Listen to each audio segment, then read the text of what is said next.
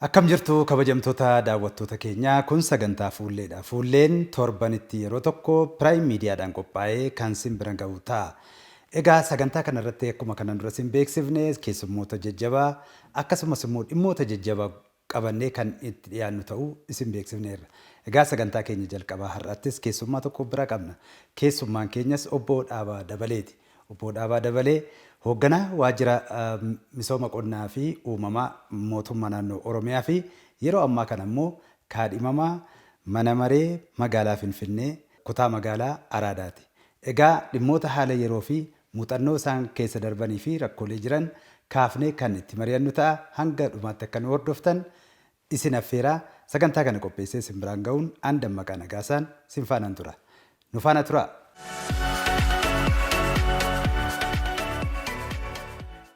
Obbo Dhaabaa baga nagaa dhuftan. Baga nagaan nu eegdanii Dammaqa. Mee egaa obbo Dhaabaa daawwattoonni keenya hedduun miidiyaa garaagaraa irratti ni beeku. Gahee hojii keessanis ibseen jira amma. Yeroo ammaa kana kaadhimamaa mana maree magaalaa Finfinneeti. Qophiin filannoo akkam? Baay'ee gaariidha. Duraan dursee sagantaa fuullee kanaaf jalqaba sitti dhiyaachuu kootiif baay'een gammada. Dammaqaanis baga fuulleetti baatee akkasitti sagantaa kana baga jalqabde.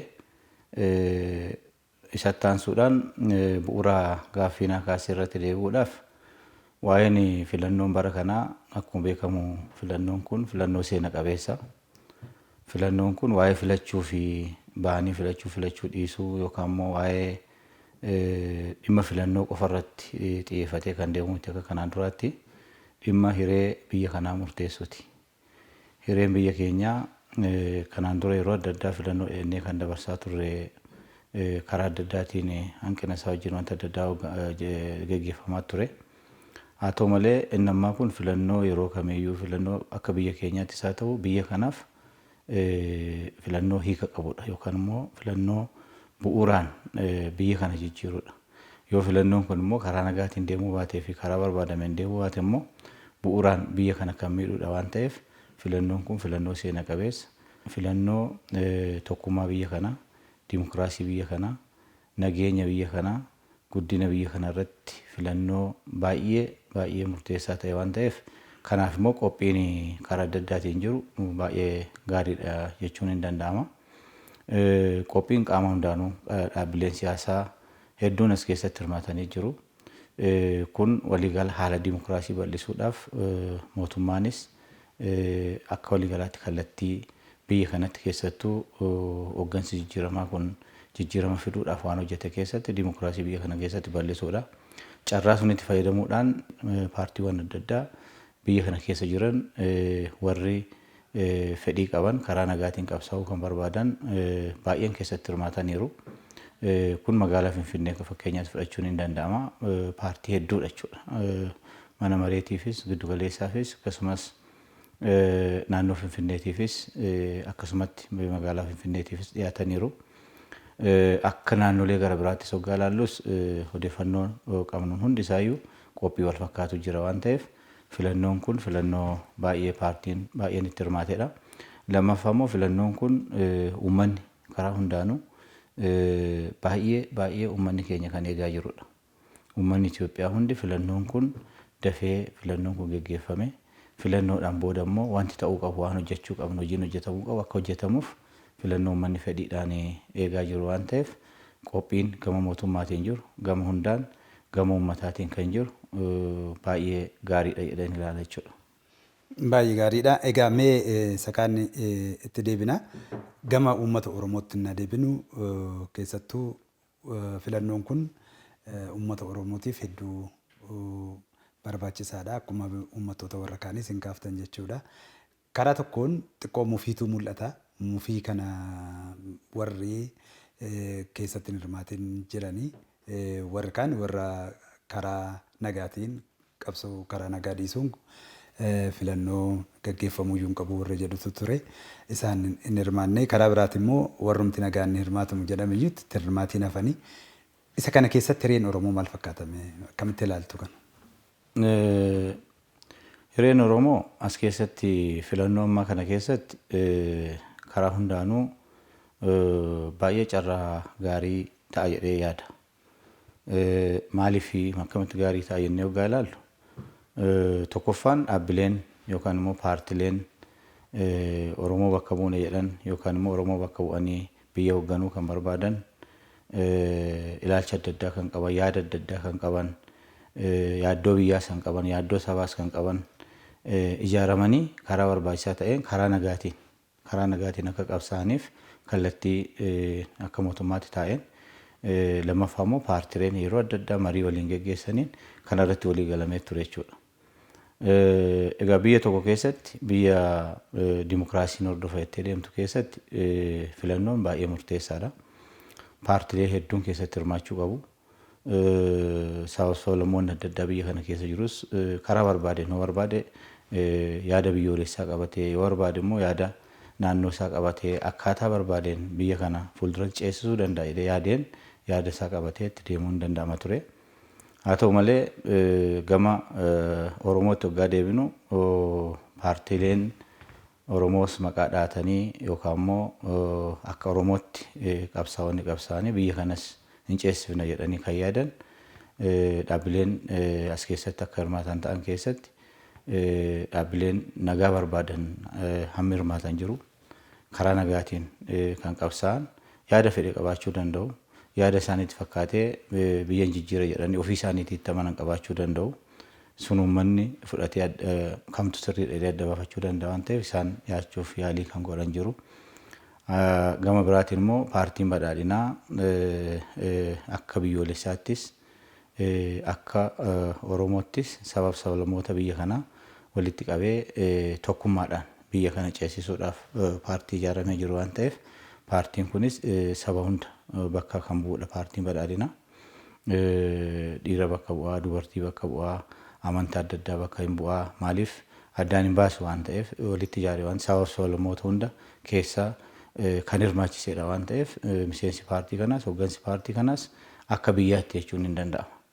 Kanaaf yaada biyyoolessaatii fi akkasumas federaalizimii biyya kanaa karaa federaalizimii dhugaa qabatee deemuu danda'u irratti paartii ijaaramee socho'aa jiru. Paartiin kun iddoo hundatti filannoo kana keessatti hirmaateera.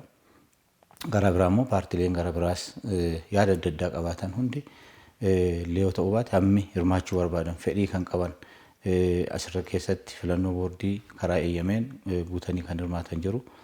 Egaa gara Oromootti waggaa deebinu Oromoon hiree akkasii argatee hin beeku.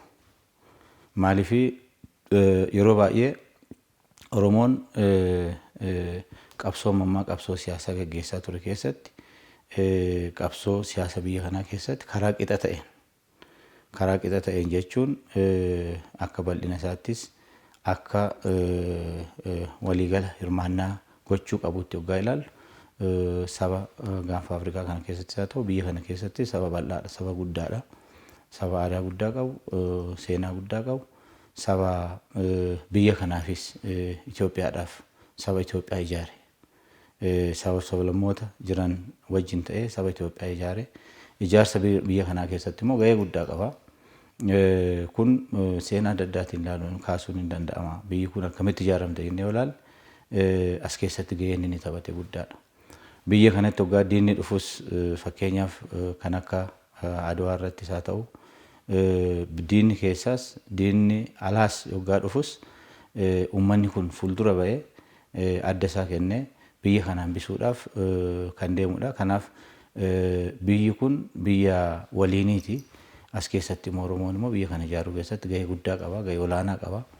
Biyya waliinii kana ijaaruu keessatti garuu immoo gahee qabu kana gadi qabanii gahee guddaa inni qabu gad deebisuudhaaf hirmaannaa inni qabu dinagdee keessatti inni qabu siyaasa keessatti inni qabu gad deebisuudhaaf immoo yaalii adda addaatu godhamaa ture.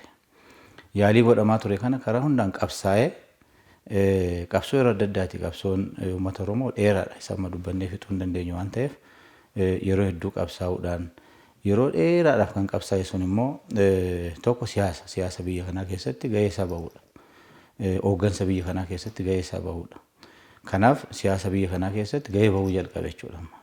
Gahee isaa malu namni Oromoo ta'e muudamuu dhiisee otoo hin taane gaheen Oromoodhaa malu maalinni?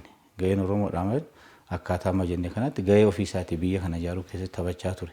Akkasumas gahee fuula duras taphachuu danda'u yaada keessa galee kuni gahee isaa qabaachuu qaba. Iddoo isaa qabaachuu qaba. Kanaaf gahee isaa suni amma kan dhugaan kan fide jechuudha. Dhugaan kun immoo qabsoodhaan dhufe. Qabsoo ilmaan Oromoo bal'inaan karaa adda addaatiin dargaggoon beektonni Oromoo akkasumas qonnaan bulaan Oromoo horsiisee bulaan Oromoo qabsoo kana gara kanatti fiduudhaaf Oromoon fuulduratti akka ba'u gochuudhaaf hedduu aarsaa hedduutu kaffalame lubbuu baay'eetu ba'ee qabeenya baay'eetu badee namoolleen beekamoo ta'an durirraa kaasnee akaakayyuu ababayyuu keenyarraa akkuma dhageenyutti yookaan immoo kitaaba adda addaarraa harka arginutti waan amma bira geenye kana fiduudhaaf waggaa dheeraa waggaa dhibbaa ol qabsoo geggeeffamedha jechuudha. Kanaaf amma immoo gara waan qabsaa ture sun gara bu'aa argachuutti ceera uummanni kun. Kanaaf amma kana waan qabate kana waan argate waggaa dheeraa qabate kana qabatee biyyees qabee ofiis ce'aa biyya ceesisaa deemuu danda'uun isa jiraata malee karaa bittinnaa ta'een amma paartileen tokko tokko ofii isaaniitiin madaalu malee paartiin biyyaan yookaan immoo sabaan yookaan immoo uummata kanaan madaalanii otoo hin taane gahee ofii isaaniitii argatanii madaalu. Uummanni keenya argate sabni kun argate sabni iddoo olaanaa argate paartiin yaada isaa dhiyeessee uummata suntu filata waan ta'eef inni guddaan uummanni keenya maqaan isaa uummanni keenya guddinni isaa uummanni keenya siyaasaan karaa adda addaatiin ol ka'uudha. Uummanni immoo waggaa ol ka'e immoo hundumaan isaaf qabsaa wajjin ol ka'aa deema. Kanaaf Oromoon amma yeroo itti ol ka'e filannoo kana keessattis gahee guddaa shoora olaanaa taphachuu danda'a jedhee yaada. Kan immoo kunuunsee qabee bakka amma gahee kanarraa kaasee fuulduratti ceesisuudhaaf walii tumsee tokko ta'ee walii tumsee deemuun baay'ee barbaachisaadha. Kanaaf hireen amma argate hiree guddaadha. Fuula duratti immoo kan ta'uu qabuuf kan argachuu qabuuf kan itti deemuu qabu immoo isatu murteeffachaa deema waan ta'eef uummanni kun uummanni Oromoo karaa amma qabate kana kallattii amma qabate kana qabatee yoo deeme filannoo kana keessattis gahee haqaan dhugaadhaan kana yoo taphate tokkummaadhaan kanatti yoo gale jijjiirama Oromoo duwwaan ta'uu hin taane yookaan immoo jijjiirama Oromiyaa ta'uu hin taane jijjiirama biyyaatiif jijjiirama biyyaarra darbee immoo jijjiirama gaafa Afrikaatiif illee gahee guddaa taphachuu danda'a jedhee yaada. Gaarii obbo Dhaabaa. Mee egaa isin akkuma beekamu dhiyeenyatti miidiyaalee garaagaraa irratti himamaa ture hojii boonsaa mootummaa keessattuu naannoo Oromiyaa irratti hojii qonnaa irratti hojjettaniin miidiyaa irratti hedduu ibsameera isa booda itti deebina. Egaa kanaan duras maqaan keessan hojii ga'umsaan bahuudha kan ibsamaa ture. Amma immoo Oromiyaa Finfinneenis magaaluma guddaa Oromiyaa yoo taatu malee Oromiyaa irraa amma gara mana maree magaalaa Finfinneetti dhuftaniittu. Magaalaan Finfinnee immoo uummata Oromootiif hiikoo guddaa qaba. Dandeettii fi muuxannoo jabaa kana Oromiyaa irraa fiddanii gara kanatti innaa dhuftan maal sinirraa eega uummanni Oromoo jettanii eegdu maal sinirraa eegna? Egaa asitti yoggaa dorgomu paartiin keenya paartiin badhaadhinaa waa hunda ilaalee kaadhimamaasaa eessatti dhiyeessuun qaba eessatti irra buusuu danda'a. Ekspiraansii yookaan muuxannoo uumamaatti qaburraa kaasee filatamees uummata tajaajiluudhaafis eessa yoo uummata kamoo bakka bu'ee wayyaa kan jedhu giddu galeessa godhachuudhaan paartiin kan kaa'edha. Ani immoo uummata Oromoo tajaajiluudhaaf kaleessas tajaajilaan ture. Har'as uummata biyya kanaas tajaajiluudhaafis qophiidha. Kan immoo gammachuudhaan jechuudha. Maaliifii uummata ofii bakka bu'anii afaan uummata ofii ta'anii yaada uummata ofii tarkaanfachiisanii qulqullinaan keessattuu yeroo ammaa kana keessatti yeroo namni akka barbaadetti uummata ofiitiif hojjechuu danda'u. Kanaan dura akkuma beekamu paartii adda addaa keessatti hojii adda addaa hojjennellee mootummaallee bakka buunee hojjennellee akka barbaannetti miti. Sammuun keenyas hidhamaadha. Wanti hidhamaa ta'uuf waa hunda akka barbaannetti waan yaadne sun hojjechuun rakkisaadha jechuudha.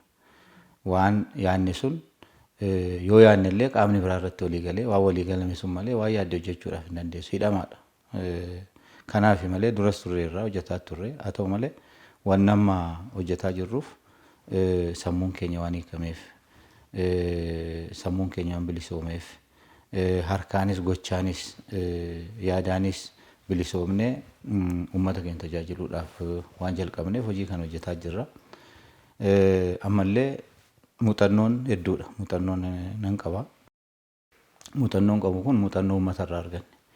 Uummanni keenya sirna isaatiin, aadaa isaatiin, safuu inni qaburraa kan argannedha waan ta'eef muuxannoo kanarratti immoo dabalachaatii, guddifachaatii keessattuu hunda caalaa hojiin yoggaa hojjetamu an sammuu kootti kan dhufuuf kan yaadu hunda murtii kennuudhaaf, yaada gara murtiitti deemsisuudhaaf, yaada kennuudhaaf waa hunda giddugaleessi uummata ta'uu qabaadha. Wanni yaadni hundi uummata giddugaleessa godhannee yoo yaadne dogoggorru yeroo baay'ee. Sababiin isaa uummata tajaajiluudhaaf yoo dhaabbanne fakkeenyaaf an hojii qonnaan hojjedhe qonnaan bulaa giddugaleessa godhadheen jechuudha. Kana yaaduu qabu, kana murteessuu qabu. Wanta inni iddoo isaa sun of kaa'een maal barbaada? Maal yaada? Maaloo godhameef wayya? Akkamitti yoo godhameef wayya? Hamma mootti siqanii deeggaran fuulduratti deemuu danda'a kan jedhudha jechuudha. Ammas gara magaalaatti yoggaan dhufu magaalaa Finfinnee keessa kanaan dura hojjedheera. Waggaa 3 ol gara waggaa 4tti siqaa. Yeroo sunis hojjedheera. Magaalaan Finfinnee akkuma beekamu magaalaa guddittii biyya kanaati. Magaalaa guddittii naannoo keenyaati. Akka Afrikaatti soo deemne immoo magaalaa fakkii Afrikaati jechuudha. Kanaaf magaalaa akkasii keessatti dorgomuun anaaf baay'ee kabaja guddaadha. Uummatan bakka bu'u kanallee bakka bu'ee wanta hojjetamu narra jiraatu waan gochuu qabu hunda hanan beeku akkuma jirutti ta'ee muuxannoon kanaan dura jiru akkuma jirutti ta'ee kanaan booda magaalaa jijjiiruudhaaf, magaalaa guddisuudhaaf, magaalaa ceesisuudhaaf, magaalaan keenya kun guddattee sadarkaa addunyaa irratti akka ishiin waamamtu gochuudhaaf maaltu narraa eegama jedhee of qopheessee dubbisee muuxannoo adda addaa biyya alaa karaa adda addaatiin muuxannoo jiru hundayyuu walitti qindeeffachuudhaan caalmaatti immoo akkuma sila jedhe muuxannoo hunda caalaa wanna alaa argatamu yookaan wanna dubbisuu waraqaa irraa argamu akkuma jirutti ta'ee hunda caalaa rakkoo uummataa beekuudha. Wanti riisarchi godhamuu qabu, wanti ilaalamuu qabu kitaabarraa waan baay'ee arguun hin danda'amu. Dubbisuu dandeenya, isa hubachuu dandeenya, waan biyyi biraa hojjete fuunee ilaaluu dandeenya. Garuu waan biyyi biraa hojjete fuunee asitti waggaa lafatti jijjiirru haala qabatamaa uummata keenyaatiin ta'uu qaba jechuudha. Uummanni Finfinnee maal barbaada? Namoota akkamiitiin jiran? Sooshaal istiraatansaa nama akkamiitu jiru? Dargaggoon maaliin rakkoonsaa? Maal barbaada? Fedhii maal qaba? Fuulduratti harkaanfachuudhaaf maaltu isa barbaachisa? Haadholiin as keessa jiraatan maal fakkaatu? Akkamitti jiru? Inni daldalu maalirra jira? Inni hojii adda addaatti bobba'ee jiru hundinuu maalirra jira kan jedhu sun haala qabatamaa jiraataa magaalaa jechuun bareeda magaalaa jechuun baay'ee ani akkan itti amanutti inni tokko uummata jechuudha. Uummata jireenya uummataati. Bareeda jechuun jireenya uummataati. Jireenya uummataati walitti hidhama. Lammaffaan immoo haala magaalichi infraastiraakcharii bakka tajaajilaa bareedaa qabaachuu kana jechuudha. Isa kanatu walitti hidhamee magaalaa bareedaa godhachuudha. Uummata bareedaa uummata as keessatti jireenya isaa fooyyee qabu qabattee magaalaa bareedaa itti inni immoo tajaajila itti argatu tajaajila adda addaatti argatu yoo ofte kana lama walitti dabaltee magaalaan tokko guddinni isaa jijjiiramni isaa baay'ee guddaadha jechuu dandeessa. Kanaaf uummata jijjiiruudha jechuudha. Uummanni kun fakkeenyaaf inni hojii hin qabne hojii akkaataatti argachuu danda'uuf haala mijeessuu, piroojeektii adda addaa qopheessuu, carraa hojii bal'inaan uumuu, barnootaaf xiyyeeffannoo kennuun akkasumas fayyaadhaaf xiyyeeffannoo kennuun haala jireenya magaalaa kanaa immoo qulqullina magaalaa. Magaalaan tokko qulqulluu ta'uu baannaan jalqabbiin amma muummichi ministeeraa keenya magaalaa irratti inisheetivii isaan fudhatan baay'ee guddaadha. Namni baay'een yoggaa isaan bahanii gaafa duraa ofii isaaniitiif magaalaa qulqulleessuu yoggaa jalqaban akkuma filatamanii wanna salphaa godheet ilaale. Wanni sun dhugaadha yoo baay'ee gaafa suniin duwwaa madaalle xiqqaadha. Garuu yaada dura yaadaa turaniif waan jalqaban sun immoo bal'isaa guddisaa hannama hundaa godhan. namni hundi akkas akka godhu. Namni hundi qulqullina akka yaadu. Namni hundi ofirraa ka'ee qe'ee isaarraa ka'ee naannoo isaarraa ka'ee yoo qulqulleesse kanaaf nama wanti kana fiduu danda'u waan ta'eef namni yaadni sammuun namaa qulqullaa'ee qe'eenis qulqulleessuu danda'a waan ta'eef muummichi ministeeraa keenya jalqaba mana isaaniirraa kaasanii bakka dhaqanii beeta mangistiirraa kaasanii dhaqanii immoo qe'ee hiyyeessaa Finfinnee keessatti dhaqanii qulqulleessanii qe'ee haadholii dadhaboo mana ijaaruun yeroo sun namni tokko waanuma yeroodhaaf godhamutti fakkaatee akka salphaatti ilaale. Garuu immoo wanni sun bal'atee hambiyyaa ta'ee nama baay'een isaan jijjiirama fidanii nama baay'een isaan magaalaa baay'een isaan qulqullaa'ee waan baay'eedhaaf oole waan ta'eef kun nam tokko waan baay'ee gochuu danda'a. Hammam muummichi ministeeraa keenya nam tokko yaada sirrii yoo qabaatan yaada sun immoo uummata ibsanii gurgurachuu yoo danda'an biyya ammam jijjiiruu akka danda'an magaalaa Finfinnee irraa kaanee ilaaluu dandeenya. Yuunitii paarkii irraa kaanee ilaaluu dandeenya. Paarkii Shaggar irraa Inxooxxoo irraa as kan magaalaa keessatti amma ijaarsa magaalaa keessatti gaggeeffamu yeroo gabaabaatti jalqabee yeroo gabaabaatti kan dhumaa jiru as naannoo mazagaajaa fi charchar gidduu kan jiru isarraa ilaaluu dandeenya. Yoo deemnee ilaalle iddoo tokko ture torban lama jedhaan booda yoo dhaqxe biyya biraas itti fakkaata. Numaas keessa kan jiran biyya alaa nutti fakkaata jechuudha. Kun inisheetivii namoota muraasaatiin kan deeme kun namni baay'een keenya immoo kana yaaduu jalqabne yoo kana fudhannee hojiirra oolchuu jalqabne biyyi kun eessa geessi waggoota 5 itti aanutti waggoota 10 itti aanutti hoggaan jedhee yaadu baay'ee jijjiirama guddaadha. Kanaaf ani immoo qaama kanaa ta'ee paartii kana bakka bu'ee wanna paartiin kun yaadu wanna muummichi ministeeraa keenya kallattii qabu wanna paartiin kun yaadu qabadhee yaada ofii qabu immoo achi keessatti muuxannoon qabutti dabalee hojii irratti oolchuudhaaf uummata kana bakka bu'ee baay'ee nama carraa qabu jedhee yaada. As keessatti hirmaachuun mataan isaayyuu carraa guddaadha. Uummata haala akkanaatiin bilisa taatee itti hojjechuu dandeessu yeroo akkasii argattee uummata ofiitii hojjechuunis yeroo rakkoo baay'ee hojjenneerra argineerra. Yeroo sun akkuma jalqaba kaasetti bilisa taatee akka barbaadetti yaaddee waan barbaadde hojjechuun hin danda'amu. Amma immoo akka barbaadetti waan barbaadde yaaddee uummata kanaaf uummata wajjin taatee walii galtee hojjechuun baay'ee kabaja guddaadha. Kanaaf uummata koo kabajee bakka bu'ee tajaajiluufis halkanii guyyaa hojjedhee rakkoo jiru hiikuufis waan narraa eegamu hunda nan godha jechuudha. Gaarii obbo Dhaaba. Egaa yeroo karoora maaster pilaanii isin warra morme keessaa nama tokko isaan haa ta'u kan biraatiin haa ta'u hojiirra ari'amtaniittu har'a Finfinneen kophaa ishiin jiraattu Oromiyaa keessatti argamti. Magaalaa guddoo akkuma isin kaafta magaalaa guddoo biyya kanaa fi kana teessoo Afrikaa taatu malee dippiloomatiin addunyaa hedduutu keessa jiraata. Haa ta'uti hariiroon uummata naannoo kanaa gaafa hundeeffamtu Finfinneen bal'inni ishee hektaara 21,000 har'a gara 58,000 irra ga'eera. Hariiroo uummata naannoo kanaa buqqa'ee fi amma jiruu fi keessattuu sana deebisanii dhaabuu keessatti haalli amma hojjetamaa jiru hanga tokko ni jira. Garuu bakkeewwan tokkotti komiitu jira ammallee Oromoonis gaaffiin Finfinnee irratti hin deebine gaaffiin qabnu kan jedhu jira. Egaa isin amma yoo filatamtanii ichi seentanii gaaffiiwwan kana bifa kamiin akkaataa kamiin deebisuuf yaaddu? Wanti baay'een wanni kanaan dura gaggeeffamaa ture galaallu wanni misooma jedhameet misoomni fuuldura qabameet duubni isaa dhimma biraa of keessaa qaba. Dhimmi maaster pilaanis haa ta'u dhimmi adda addaan haa ta'u biyya tokkotti karoora jechuun misooma beekamaadha kun. Misooma guddinaa waan tokko yoo misooma yoo karoorsite malee guddinni dhufuu hin danda'u. Development pilaanii jechuu dandeessaa maaster pilaanii jechuu dandeessaa waan fedhe karoorsiteet waan tokko jirra oolchita. Haa ta'u malee yoggaa karoorsitu maalinni ka'umsi karoora kee? Ka'umsi karoora suni haala qabatamaa uummaticha sunii ta'uu qaba. Fakkeenyaaf karoorri asitti naannoo kanatti qophaa'u hundi isaayyuu haala qabatamaa uummata Finfinnee jiraataa Finfinnee haala qabatamaa naannoo kana hojii walitti qabatoo ta'e immoo naannoo Oromiyaa hojii walitti qabatoo ta'e haala qabatamaa naannoo Oromiyaa tokko haala qabatamaa maaltu jira jedhee yaada keessa gashee ka'uu qaba. Lammaffaan immoo isa duwwaa otoo hin taane uummanni maal barbaada? Fedhiin uummataa maaliin?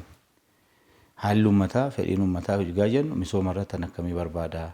Yoo akkam ta'e barbaada kan jedhu sun fedhiin uummataas murteessaadha jechuudha. Misooma fedhii ati yaadde uummanni immoo waan sun hin barbaadu yoo ta'e hin ta'u jechuudha.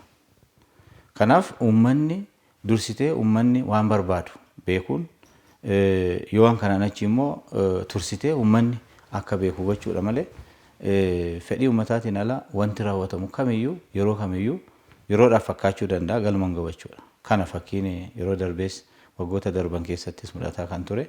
Kanarratti immoo karaa beekamuunis karaa hin beekamneenis fuuldurattis qabsoo bal'aadha geggeessaa kan turre. Faallaa kanaa warri deemanis tarkaanfii adda addaatiifis bu'aa isaanii giddu galeessa godhachuudhaaf deemaniiru. Isa duwwaa miti. Qabsoo keessaa nuti geggeessinu sun gara biraatti jijjiiranii ofuma isaaniitii illee garagalchanii akka waan uummata miidhuudhaaf isaan waan uummata fayyadan nummoo waan uummata miidhu fakkeessanii illee naareetiivii akkasii illee geggeessaniiru jechuudha. Baay'ee nurratti geggeessaa turanii akka faallaa isaanii deemnu beeku. Faallaa isaanii akka deemnu hin beeku. Ragaalee hin qabu. Waa hunda qabu. Duraan akka isaan hin beeknetti baay'ee deemne.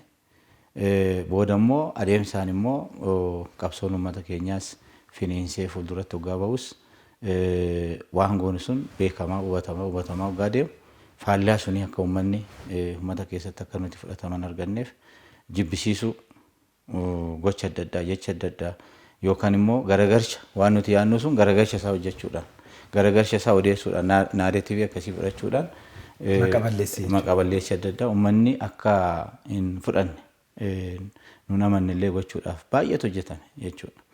Kuni yeroo sun homaa maaliif mooraalii keenyas hin tuqne homaayyuu wanti ta'e hin jiru. Maaliif kaayyoo qabna jechuudha. Wanti gochuuf deemnu jira. Wanti barbaannu jira jechuudha.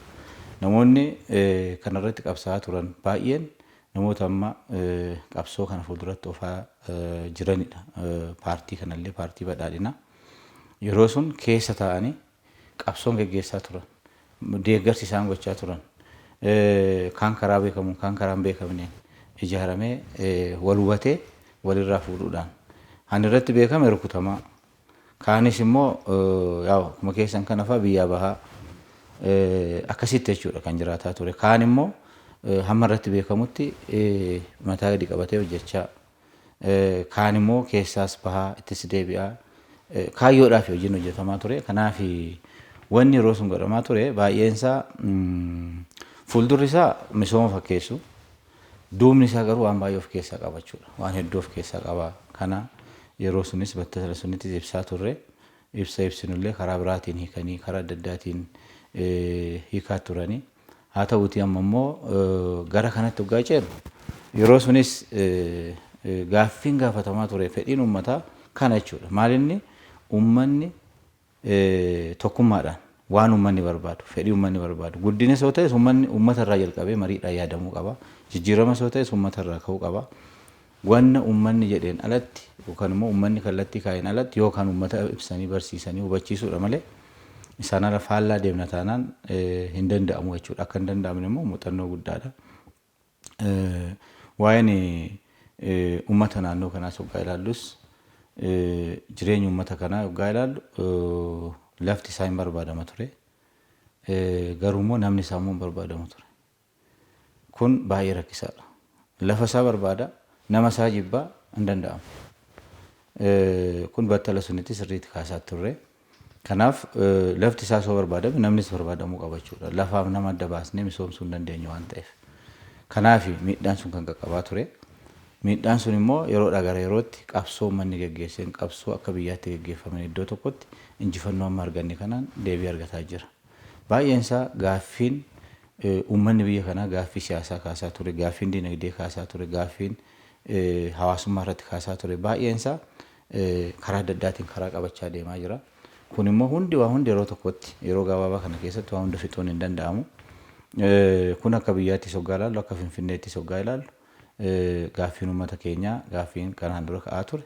Inni guddaan naannoo isaatti biyya isaatti bulchuu itti abboomuu danda'uu iddoo kaanitti immoo iddoo waliin qabnutti immoo waliin gahee isaa bahee akka biyyaatti geggeessuu, federaalizimii dhugaa ijaaruu, walqixa fayyadamuu, walqixa hojjechuu, walqixa fayyadamuun iddoo kamittuu feer karaa ta'een jechuudha. Karaa ta'uun taanaan uummanni keenya sirna isaa keessatti sirna gadaarraas kaasee uummanni Oromoo akkasi.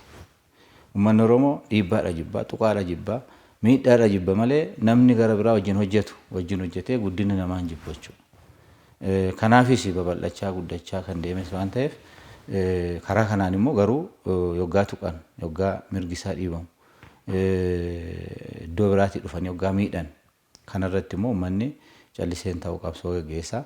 Isa suni amma faallaa suni kan qabsoon geggeeffamee yeroo ammaa kana immoo sabni hundi walqixa iddoo tokkotti akka dhufuu fi biyya hoogganuu keessattis Oromoon gahee isaa akka bahu, sablammoonis gahee isaanii akka bahan, filaameedhaan, tokkummaadhaan, federaalizimii dhugaa ijaaranii wajjin jiraachuu kan jedhu sun hamma dhugoomaa jira jechuudha. Kan ammoo caalmatti cimsuudha. As keessatti raawwii isaa keessatti hanqinni achiif asitti mul'atu jiraachuu danda'a. Kanaaf hundeedhaan hoggaa ilaallu garuu federaalizimii dhugaa, tokkummaa dhugaa, nageenya dhugaa, biyya kanarratti misooma dhugaa ijaaruudhaaf sochiin amma jalqabame kun immoo aadaa keenya keessattis fudhatama qaba.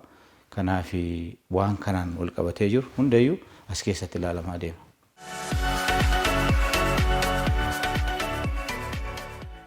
Gaariidha.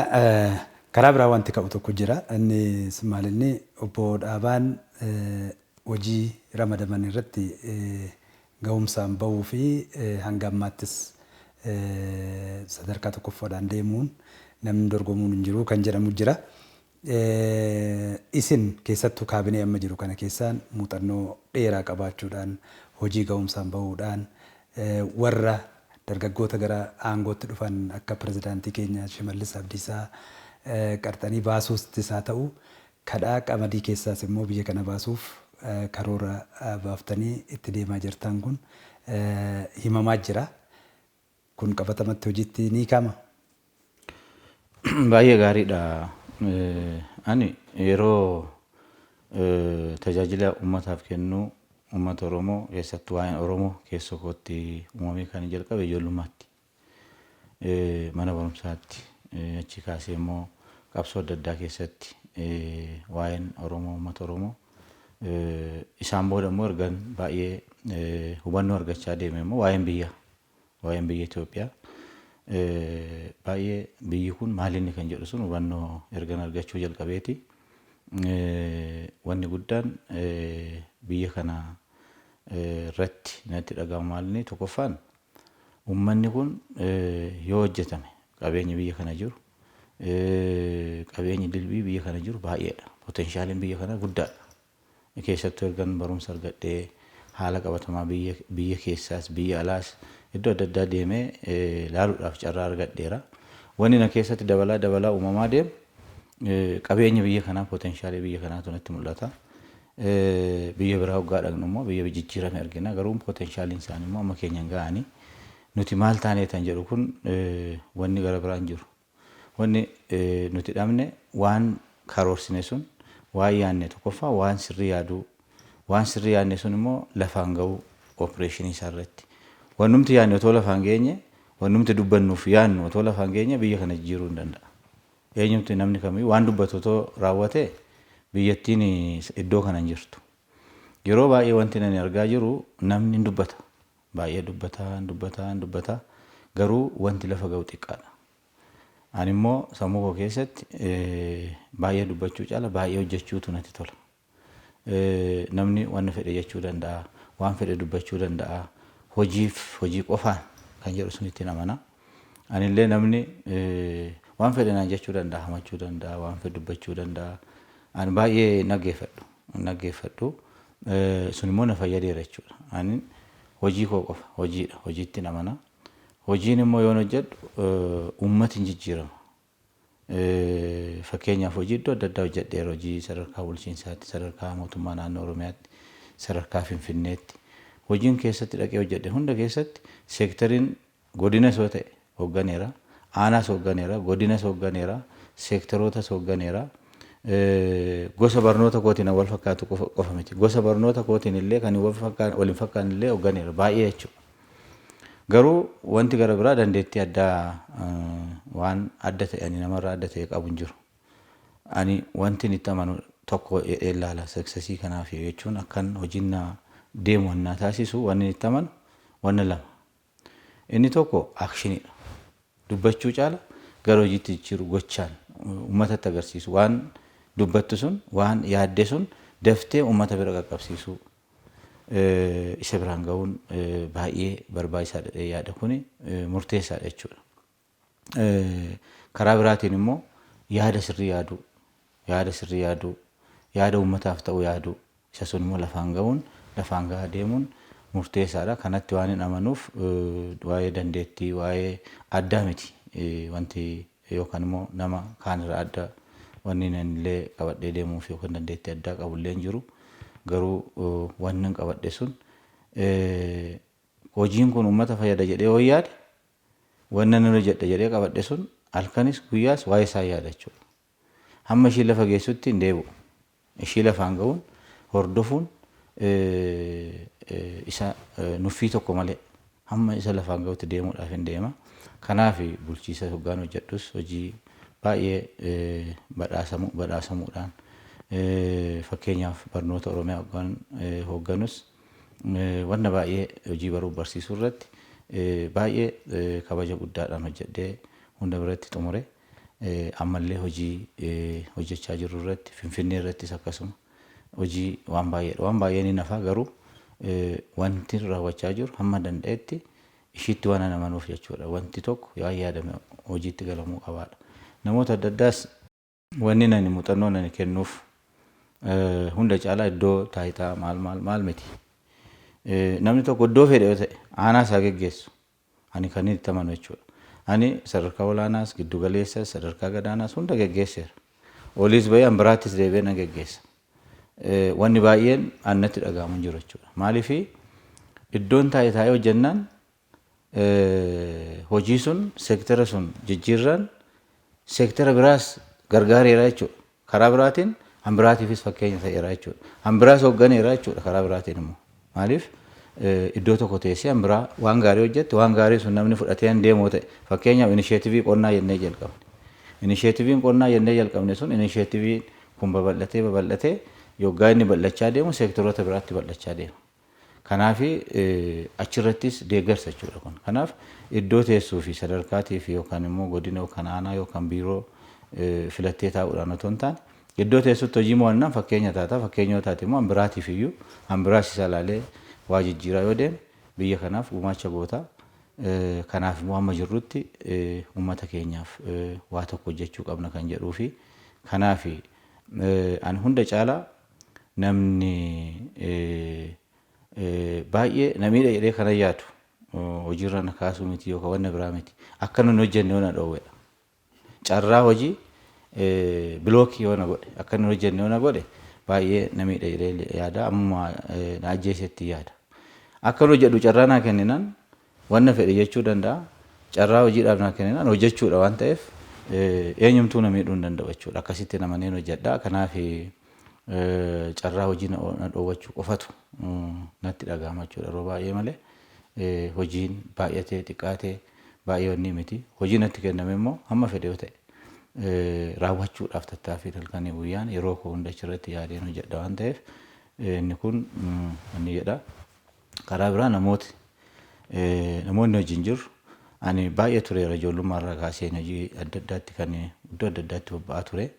Namni amma jiru hooggansa amma jirus haaraan dhufes baay'ee kan wal beeknu kaan isaanii anna gargaaraa turan beekumsa naa kennaa turan dargaggoollee ta'anii kan akka amma fakkeenyaaf pirezidaantiin naannoo keenya yoggaan ani baay'ee isaanii ol jiru jechuudha taayitaadhaan anaan immoo na deeggaraa turan jechuudha. Beekumsa illee irraa fudhachaan ture irraa barachaan ture akkasumas waan an ofii qabu immoo muuxannoo kennaafiin ture. Namoonni hojiin dargaggoon amma jiran baay'ee isaanii kan leenjiidhaanis haa ta'u isaanis immoo kan na leenjisan anis kan leenjise wal deeggaruudhaan jechuudha. Namni sadarkaa fedhe irra jiraate wal kabajanii beekumsa walirraa fudhachuudha. Ofiis immoo dabarsuudha waan beekan sun. Kun aadaa keenya keessatti waan jiruuf kun immoo Oromiyaa ijaaruudhaaf biyya kana ijaaruudhaaf nama wanti guddaa waan ta'eef nama ijaaruudhaaf ka'umsa ta'a. Kanaaf baay'ee hundumti keenya wal gargaaraa wal deeggaraa asii wal geenye iddoo hanqina qabnu irratti immoo hanqina keenya ilaalaa iddoo waan gaarii ta'e irratti immoo gaarii hojjechaa iddoo hojjenne irratti immoo wal fuulduratti wal deemsisaatii akkasitti deemne. Kanaaf ani akka nama siinerii ta'e tokkottis hundarraa nan baradha jechuudha. Nan baradha irraan baradha ammallee warrin ani hoogganaa ture baay'een na hoogganu. Hunda caalaa nan kabaja jechuudha. Maaliifin kabajaa isaanis yeroo nan jedhu sun na kabajaa turan. Lammaffaa immoo yoo hanqinni jiraate immoo anis ittaan himaa isaanis hoggaa sun natti himaa turan waan ta'eef akkasitti ilaameedhaan wal jabeessaa hamma dandeenyu sun kaan fuulduratti dafee deemuu danda'a fuulduratti deema achitti immoo hojjechuu kan danda'amu achumatti hojjechaa ida'amni isaa garuu Oromiyaa jijjiiraa biyya jijjiiraa deemoo ta'e gammaddee jiraatta jechuudha. Kana ammallee gammachuu guddaan ani qabu hooggansa ammaarraa hundi keenya iddoo jirrutti ija karaa ijaarameen Oromiyaa tumsinee Oromiyaa akkamitti rakkoo keessaa baasuu dandeenya uummata keenya horsiisee bulaa keenya qonnaan bulaa keenya karaa barnootaatiin karaa magaalaatiin jiraataa magaalaa keenya hunduma akkamitti baasuu dandeenya kan jedhu tiimiidhaan hojjenna. Tiimiin kun inni beeku amma beeku darbata. Inni tokko darbata. Kana walitti fiddeeti gara hojiitti jijjiirteeti deemta waan ta'eef addaan baatiin hojiin amma fakkeenyaaf babaluun akkana gaariidhaa iddoon biiroon akkasii maal jedhamu kun addaan baatiinsa aakshinii irratti. Malee yaada wajjumaa yaanna yeroo aakshiniitti deemnu dafee akkuma sila jedhe sun dafnee aakshiniitti waan dubbatamte sun gara qabatamaa jijjiirama uummataatti gadi buusuudhaan. Fakkeenyaaf waa'een qonnaan dubbatamoo ta'e inisheetiiviin qonnaan bulaa bira wanni dubbattu sun bira gahuu qaba. Qamadii oomishna jettee afaaniin dubbattee qamadii akka ittiin oomishu itti himtee dhaqxee isa bira teessee yookaan immoo ogeessa isa gargaaru sun wajjiniin taatee dhaqxee gadi itti buutee ogeessa sunis qabsiiftee ogeessa suniif immoo akka inni jabaatu gootee qonnaan bulaa sun jabeessitee waan inni barbaadu immoo adda baafattee sanyiidha moo xaa'oodha moo maal inni jettee dhiyeessitee fi wajjin jalqabdee itti agarsiifte inni deebisee si barsiisa jechuudha. Akkasii muuxannoo nama qabachaa jiru. Dursa nutu jalqabaa inisheetiiviidha jennee hin jalqabnaa akkuma ta'etti dhiibnee isa biraan gaafa geenye qonnaan bulaa horsiisee bulaa biraan gaafa geenye inni immoo lafarratti hojiidhaan gochaan laala. Akkuma riisarcheriitti ilaala jechuudha qonnaan bulaan keenya. Ishiin kun hin taatu akkas godha ishii kan akkas godhaa nuun jedha irraa barannee immoo ol deebinee daballee fi nuti immoo yaadnee gadi buufna jechuudha. Kanaaf aakshiniidha. Kanaaf wanni tokko namni hoogganaan olaanaan istiraateejii ta'e tokko yaadamu muummichi ministeeraa keenya istiraateejii karaa ta'een yaadanii waan biyya kana ceesisuu danda'u yaadu. Ciisanii kaanii ganama waan biyya kana ceesisuu danda'u sitti. Isa daftee fudhattee gara aakshiniitti jijjiiruudhaaf yoo qophoofte riirii hojii himoota jechuudha. Daftee akkamittan jijjiira. Wanni istiraateejikaalii dubbatan sun akkamittan dhaqee uummata koo biraan gaha. Qonnaan bulaa biraan, horsiisee bulaa biraan. Fakkeenyaaf amma inisheetiivii amma jennu kan waa'ee qamadii kaasanii turan dubbachaa turan. Kana nummoo fuunee akkamitti uummatatti gadi buufne bona qamadii oomishuu dandeenya. Ulfaataadha. Ogeessi biyya kana hin danda'uudha. Hin danda'amu bakka jedhutti akkamitti dandeenya jennee ogeessa nan danda'a jedhu fudhannee ofitti qabannee hin danda'u jedhu immoo yeroodhaaf tursinee akkasitti akkamitti dhannee qonnaan bulaa bira geenye akka danda'amu agarsiifne isa hin danda'amu jedhuttis akka hubatu goone tokko goone gara tokkotti barumsa arganne amma warri hin danda'amu jedhus barate deebee nus nu barsiiseera. Maaliif wanni tokkotti galanii hin danda'amu jedhanii xiyyoo dhaabbachuun jijjiirama irratti akka bu'aan qaban nullee irraa baranna kaanis irraa barata. Warri immoo hin danda'ama jedhee waan danda'amu sun fuulduratti dhiibu immoo hammam akka successfully deemuu danda'us barumsa kennaa. Kanaaf waan baay'een hayyaadu nama muraasa strategic leaders nama muraasa jechuudha. Inni guddaan inni kaan immoo akkamitti fuudhee irraa fuudhee dafee hojiitti jijjiiree deebi'ee immoo amma biraa fudhatee hojiitti jijjiiree isa sun irraa uummanni keenya faayidaa argata kan jedhu irratti kun kwaalitii hooggansaa yookaan immoo kwaalitii liidarshiippii ti waan ta'eef kanarratti sirrii xiyyeeffannoodhaan hojjennaa wal gargaarraan akkasitti deemna amma naannoo keenya duwwaa ta'uu hin taane kaanis akka kana hordofuuf wanna muummichi ministeeraa keenya achitti qabatan murteessan dafnee fuunee naannoo keenya irratti fakkeenyaaf ashaaraa magariisaa hin labsan. Yoggaa labsan nummoo akkamitti wanna sun fuunee dafnee uummata keenya biraan geenye mobilaayiz goonee uummata hojjechiifnee sadarkaa barbaanne biraan geenye. Isa immoo gaafa lafaan geenye hambiraatti dabalaa deema jechuudha. Waa'ee ashaaraa magariisaa gaafa bara jalqabaa biliyoona 4 yeroo labsanii namni tokko maal jedhanii maali waa'ee biyya kana eessaa fedhi amma kana baay'ee nama kana akkamitti hojjeta. Dhugaadhuma kun hojiirra oola.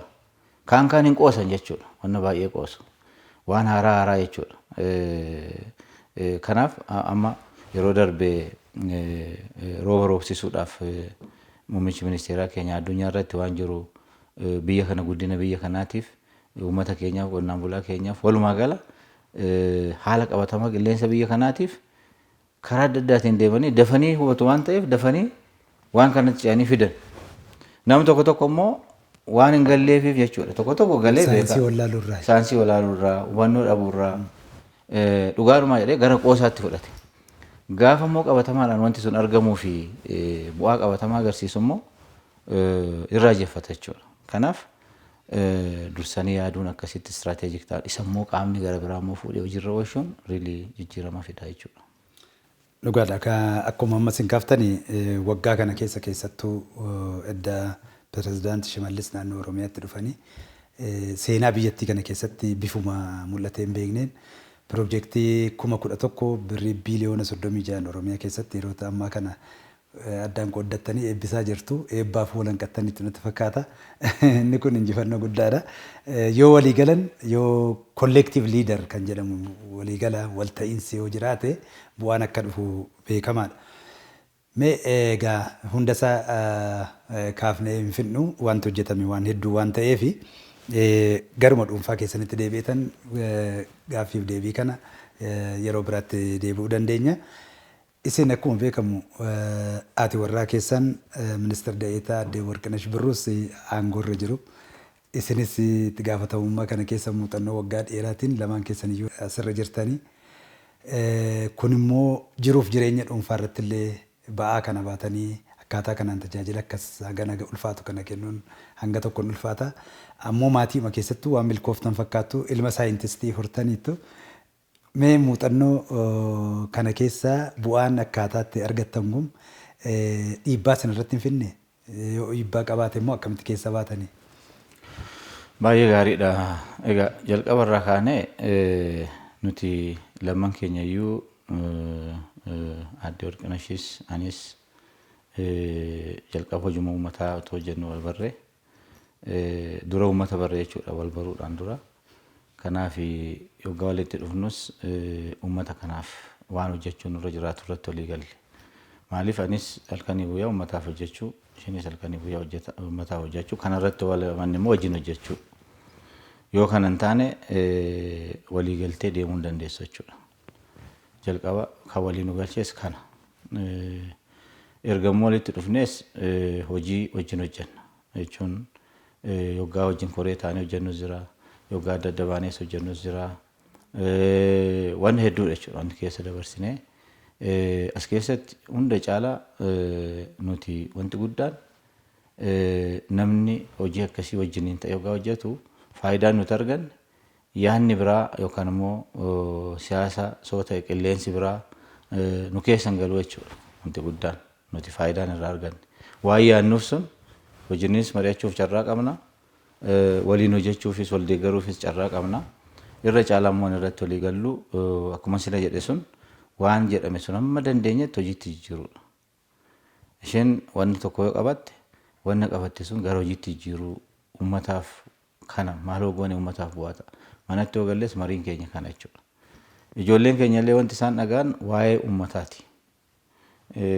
Yeroo baay'ee jecha kana dhabu jechuudha. Uummanni akkana ta'e uummata akkanatti waa'ee uummataa faayidaa uummataa bu'aa uummataa dhagaanii guddatan. Nu wajjin taphachuu waggaa dhufan yeroo baay'ee waa'ee uummataa kaasnaa, waa'ee qabsoo uummataa kaasnaa, waa'ee uummatti miidhame kun akkam jijjiiramuu qaba, maal gochuu qabna hin jedhu dhagahu. Ijoolleen keenya baay'een isaanii carraan isaan argatan kana jechuudha. Nullee carraa qabna, isaan illee carraan argatan wanna disipiliiniidhaan bilisa taanee hoggaa nuti haasofnu hunda caala maatiin keenya walii gala.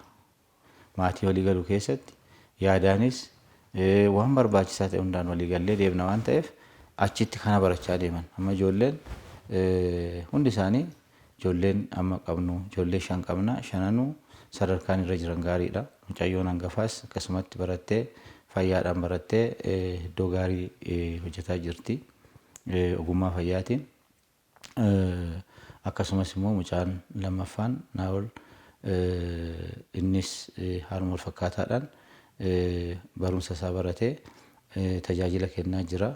Otoo akkas ta'uu baate yeroo ani qonna irratti anbaxxaan qonnaan bulaa keenya marsee rakkate sun jalqaba karaa adda addaatiin waan adda addaa yaalleet yeroodhaaf waan nu bira hin geenyeef dafiitii waan akkanaa nu qaqqabsiisii ummataaf jennu sun wajjin haasofnu sun karma waan ta'eef har'a rafiin hin bulini ka'iin jedheeni halkan ka'ee deemaa buleet halkan na qaqqabe jechuudha. Iddoo anbaxxaan jiru sun harargee waan isa sun dhufee achitti rukutuu jalqabaaf jechuudha. Ogummaa qaba, ogummaa baay'ee qaba. Muuxannoo kana garuu hin beeku jechuudha. Uummata keessa dhaqanii hojii akkasii hojjechuu hin beeku. Garuu waa'ee uummataan dhagaa. Kanaaf uummata keessa dhaqeet qonnaan bulaa keessa dhaqeet waan sun guyyaa jalqabaatiif jalqabee rukutuu qabe jechuudha. Booda deebi'ii rakkoodha yeroo sun nageenya irrattis iddoo adda addaa irratti jennaan hin deebi'u jedhee ittuma fufee iddoo namni hundayyuu booda dabalee deeme. Achi deemee immoo naannoo Amaaraa irrattis rakkoon akkasii cimee jennaan pirezidaantiin keenya bilbilanii fi iddoo rakkoon akkasii jiru hundayyuu uummata keetti waan ta'eef tajaajila kennii jedhaniini naannoo Oromiyaa irratti erga hojjetan immoo deemanii naannoo Amaaraas deeggarsa kennanii kanaaf baay'ee hojii hojjetee warri kaanillee akkasuma jechuudha ijoolleen. Saayintistii akkasii horachuutti gammachuu guddaa qaba. Gammachuu guddaan qaba. Garuu maalinni ani ammallee baay'ee akkaan kootti ilaalu jechuudha. Maaliif ani yeroo baay'ee waan addaa waan hin godhin qabu waan ta'eef haatillee wanti guddaan nurraa dhaalan disipiliinii haala maatii bilisa ta'anii yaaduu bilisa ta'anii akka hojjetan gochuu sammuun isaanii banaa ta'e waa hunda akka yaadanii fi xiqqaas irraas guddaa irraas barachuu akka deeman uummatummaa ilaalcha uummatummaa saba isaanii qooqa isaanii saba isaanii akka isaan beekuu akka danda'an of akka beekan dura kana gochuun kana goonaan isaan of beekan taanaan guddina isaaniitiif yaadu waan ta'eef sammuu isaaniitiif qofa ruumii bal'aa uumuufidha jechuudha itti dhiphisuun ruumii bal'aa uumuudha ijoolleedhaaf kanaaf muuxannoon dabarsullee caalmaatti ijoolleedhaaf ruumii bal'aa uumuufi jechuun akka isaan yaadan bal'isuu disipiliiniidhaan akka deeman gochuu dhoorkuu otoo hin taane akka isaan waan baay'ee waan yaadan sun gara hojiitti akka jijjiiran garuu immoo kallattii qabsiisaa deemuu karaa kanaatiin yoo deemame maatiin successfully nuti amma hin gammanna maaliif gammanna hundi keenya iyyuu waa'ee uummata kanaati wanti walitti dubbannu kanaaf immoo baay'ee gammachuu guddaadha jechuudha. Hayyee sa'aatii qabnu xumuun goolabaatti jirra obbo Dhaabaa dhumarratti filannoo kana ilaalchisee waan dabarsitan jiraatan carraa isinii kenna kanumaan gaaffiif deebii kana goolabna. Akkuma jedhe filannoon bara kana wanna uummata Oromootiifis uummata Itoophiyaatiifis carraa biraan qabu. Filannoo karaa sirriitiin karaa nagaatiin karaa dimokiraatawaatiin filannee biyya ceesisuu irra darbee carraan hin jiru jechuudha. Filannoo raafuunis hin danda'amu maaliif sagalee ofii kennanii mootummaa ofii ijaarrachuun of ceesisuun barbaachisaadha. Namni hunduu of ceesisuu qaba jechuudha. Dukkana keessatti of deebisuu hin qabu. Dukkana keessaa baanee amma gara ifaatti deemaa jirra. Kanaaf nama kamiifuu dukkana si fuuldura jiru kanarraa gara dukkanaatti hoggaa deebitu ifa si fuuldura jiru kanarraa gara dukkanaatti hoggaa deebitu hammam akka nama jibbisiisu beekamaadha jechuudha. Garuu dukkanni akka nama jibbisiisu immoo baruu qabda jechuudha. Duubni dukkana akka ta'e sirriitti yoo beekte fuuldurri ifa ta'uu yoo beekte gara ifaa sunitti deemuu barbaachisaadha. Uummata keenyaafis uummata Itoophiyaa hundaaf fuulduratti ifatti deemuu baannaan rakkisaadha jechuudha. Kanaaf wan ifti fuuldurri keenya immoo ifaadha. Fuulli keenya durri ifaadha. Ifaan jechuun amma hojii jalqabne qabna. Hojiin baadiyyaatti jalqabne horsiisee bulaa keenyaaf qonnaan bulaa keenyaaf akka biyyaatti muummichi ministeeraa keenya jijjiirama fiduudhaaf kallattii qabachuudhaan jijjiiramni gurguddaan biyya kana keessatti waggoota hedduudhaaf hin dhufnetu dhufaa jira. Tiraaktera argataa, kombaayineera argataa, qamadii bona oomishaa, bunni isaa dabalaa jira, horsiisee bulaan loonsaa. Kun hundi jijjiiramni kun kan dhufuu danda'uuf amma rakkoo amma jiru kana hunda qabannee kan hojjetaa jirra. Piroojeektiin kumaatamaan eebbifnaa akka biyyaatti meegaa piroojeektii warra jedhaman kana waan gurguddaa warri kan raawwachuu hin dandeenye yeroo gabaabaatti raawwannaa haaraa uumnee waggaa tokko keessatti xumurraa. Manneen barnootaa amma waggaa tokko keessatti xumuraman raajiidha jechuudha. Barana yaadamee, barana dhumee, barana xumuramee eebbifamee hojiitti jalqabuun raajiidha jechuudha. Kanaaf raajii fuuldura jiru amma argaa jirru kana ifatti ba'aa jirru kana yoommoo mootummaan kun ijaaramee fuulduratti yaada qabate kanaaf wanni kana qabatee deeme fuulduratti immoo raajii akkamii hojjechuu danda'a kan jedhu ifa fagootu jira jechuudha.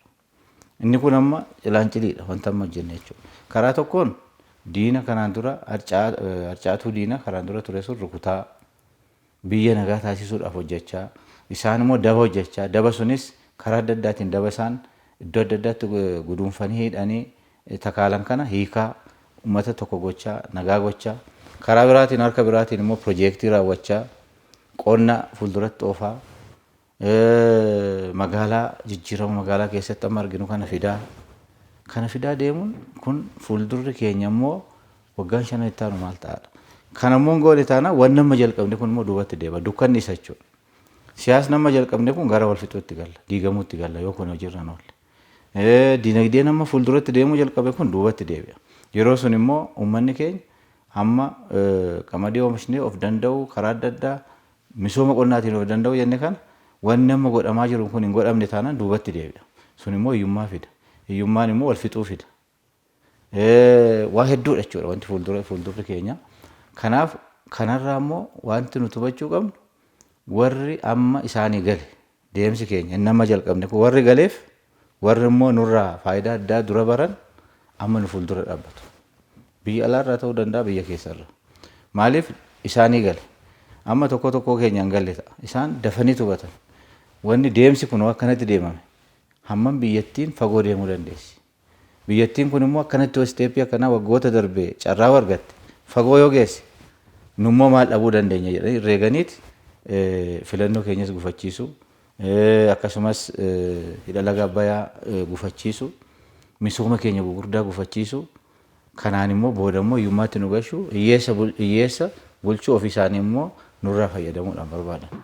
Nummoo jalqabumarraayyuu uummati kun badhaadhina hoggaa jedhu uummata badhaadhina qabu uummata badhaadhina ce'uu danda'u gara sunitti deemsisuudhaan geggeessuudha jennee yaadna waan ta'eef badhaadhinni keenya isaaniif irraa hir'isa. Jara nu nyaatan sun irraa hir'isa jechuudha. Warra qabeenya keenya saamuu bareedaa hin hir'isa. Warra siyaasa biyya keenyaatiin nu walitti naqee ansaa sirreeffachaa deemu akka Gibxii kan akka biyyoota adda addaatiif haala mijeessaaf. Yoo nuti immoo tokko taanee siyaasni biyya keenyaa gaarii ta'e dinagdeen keenya gaarii ta'e ifatti fuulduratti amma jennu kanatti yoo deemne immoo hin dhaabbatu waan ta'eef kanaaf kana sirriitti uummanni keenya keessattuu uummanni hiyyeessi sadarkaa adda addaatti jiru amma badhaadhina maatii hin jennu kan fayyadamaan dura isa. Inni kaanis akkasuma jechuudha. Uummanni kun uummanni baay'een fayyadamaa ta'e guddachuu qabnaan immoo sooressi inni amma qabus dabalaafii deema malee irraa hir'atu hin jiru jechuudha. Kanaaf filannoo kana carraa kanaan ni jechuudha laaluu qabu. Karaa biraatiin filannoon keenya immoo amma paartiin badhaadhinaa dorgomaan hin jira dhugaadha. Biyya kana geggeessuudhaaf haala battalama irra jirru kanarratti paartii kanaan alatti biyya kana danda'ee fuulduratti ifa kanatti geessuu danda'u hin jiru. Iddoo kamitti iyyuu jechuudha. Maaliif muuxannoo qabuun hooggansa qabuun hooggansa baay'ee biyya kanaaf fakkeenya ta'uu danda'u muummichi ministeeraa keenya nuuf salphaa nutti fakkaata. Biyya alaa hoggaa deemte waa'ee isaa beeku. Biyya tokko deemenanii akkasuma hooggantoota isaanii biyya sun wajjin hoggaa mari'adhu kaasanii hoggaadhaan dura muummichi ministeeraa keessan kun jedhanii jajanii waan adda addaa kaasaniiti otoo biyya keenya ji'a tokkoof otoo biyya keenya turani biyya keenya nagaa godhanii fuulduratti oofuu danda'u naan jedhan. Innaa biyya alaa waggaa dhaqxee waan akkasii argita. Garuu biyya akkas jedhu sun dandeettii otoo beekanii hunda otoo beekanii immoo faayidaa ofii qabanii hojii walitti qabanii waggaa laalan immoo karaa adda addaatiin loluun isaanii immoo nafu jechuudha. Beeku dandeettiin beeku hooggansa biyya kanaan beeku poteenshaalii biyya kanaa akka jijjiiramuu danda'uu fi fuulduratti akka oofamuu danda'u hin beeku. Garuu immoo fuuldura dhaabbachuu warri barbaadan immoo hin jiru. Kana immoo uummanni keenya immoo beekuu qabaachuudha. Uummanni keenya maaliif fuulduraan dhaabbatan? Keessaas immoo warri as keessatti baandaa ta'anii kanarratti faayidaa adda addaa argachuuf warri deemanis immoo maaliif biyya alaa wajjin walitti hidhamanii biyya isaa irratti biyya ofii irratti yookaan immoo hooggansa ofii irratti beekaa ofii irratti nama biyya kana jijjiiruu danda'u fi Afrikaa jijjiiruu danda'u irratti maaliif ololu jennee waggaa laallu warra isaan ergu sunitu gooftolli isaaniif ergamuudhaaf waan itti himan qofa malee waan itti dhufuun beekan jechuudha isaan. Kanaaf amma filannoon ammaa kun carraan amma qabnu hamboodaa biraa ta'e carraan amma qabnu paartii badhaadhinaati. Paartii badhaadhinaa ani waan paartii badhaadhinaa ta'eef qofa miti. Uummatuma kana iyyuu ce'uudhaaf uummanni kun ifa amma argate kana fuulduratti itti fufee raajii fuulduratti arguuf deemnu kana arguudhaafu mul'ata keenya fagoo kana arguudhaafu biyya kana arguudhaafu paartii kana filachuun barbaachisaadha. Kan ammoo muummicha ministeeraa keenya muuxannoo qabaniin ogummaa qabaniin waan gochaa jiran kanaan laalanii irraa hubatanii waan isaan kaasaniif fageessanii yaadu waan ta'eef yeroo tokko wanni isaan amma hojjechuu jalqaban waggaa 2 waggaa 3 yookaan immoo waggaa 4 5 booda nama galuu jira jechuudha. Dafee an hubatu har'a galuufii danda'a. Kaan immoo turee hubata. Waan hojjetanis duubatti dabarree waggaa laallu. Kanaaf dafnee hordofuu hubachuu dafnee hubannee cinaa dhaabbachuu biyya tokko gochuu fuulduratti deemuudha. Gara duubatti otoo hin taane kanaaf asiin jabaannee deemuu qabna ergaa jedhu uummata kootiif dabarsuun barbaada. Magaalaa Sanbaadiyyaas ifaa kan ammoo filachuudhaaf akkuma qophaa'an dhaamsa dabarsuun barbaada jechuudha. Hayyee obbo Dhaabaa Dabalee hoogganaa misooma qonnaa Oromiyaa fi akkasumas immoo kaadhimummaa paartii badhaadhinaa bulchiinsa magaalaa Finfinnee yeroo keessan fudhattanii affeerraa asinii goonee fudhattanii as dhuftanii gaaffiif deebii istuudiyoo Piraayim Miidiyaa keessatti nu faana taasisuu keessaniif hedduu galatooma ulfaadhaan siniin jedha. Ulfaadhaa galatooma. Hayyee hordoftoota fuullee sagantaa fuullee egaa gaaffiif deebii har'a obbo Dhaabaa Dabalee wajjin goone kanumaan goolabnee jirra. Fuuldura keenya akkuma isaan ibsan filannoo murteessaatu jira. Filannoo kana sagalee keessan kennuunis ta'e edda filannoon kun raawwate booda keessattuu sagalee keessan eegsifachuu fi akkasumas immoo nageenyaan wanti kun akka xumuramu gahee keessan akka baatan maqaa sagantaa fuulleetiin nutis dhaamsa keenya dabarsaa. Sagantaa biraatiin keessummaa addaatiin hanga walitti deebinutti nagaan nuuf turaa kan sin jedhu hangammaa keessummeessaa ture Dammaqaa Nagaasaati. Torban gaarii.